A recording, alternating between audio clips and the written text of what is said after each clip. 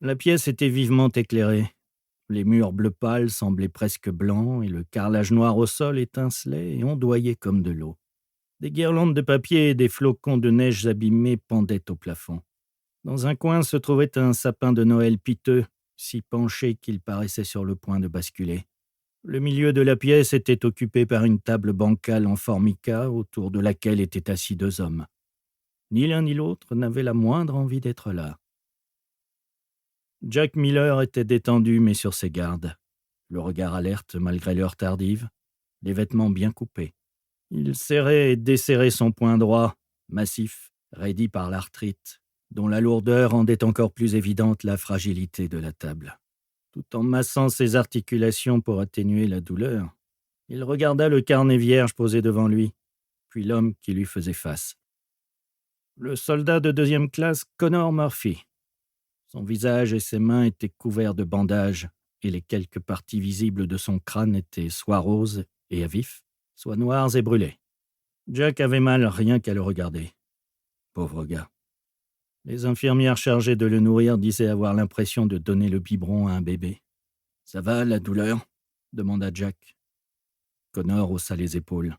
« À votre avis ?» chuchocha-t-il. « À mon avis, ça fait un mal de chien. Vous voulez un truc à boire ?» Il tira de sa poche une flasque que Connor refusa d'un signe de tête. « Non, ça ne serait sans doute pas une bonne idée avec vos médocs. Vous n'avez pas non plus droit à une clope, je suppose. Ça vous ennuie si je fume ?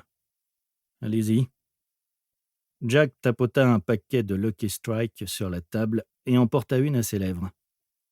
Puis, levant les yeux vers Connor, il changea d'avis et rangea le paquet dans sa poche. « On n'a qu'à commencer par le commencement, » dit-il. « Je ne me souviens pas du commencement, je leur ai déjà dit. » Commençons ailleurs, alors. Encore avant. Un autre commencement. Un autre ?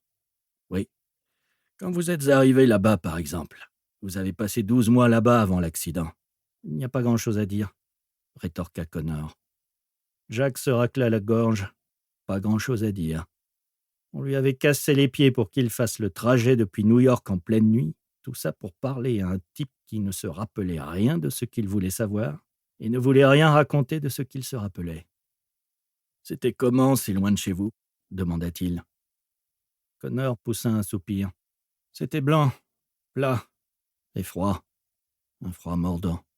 Pas facile comme affectation. »« Ouais, » marmonna Connor en secouant la tête.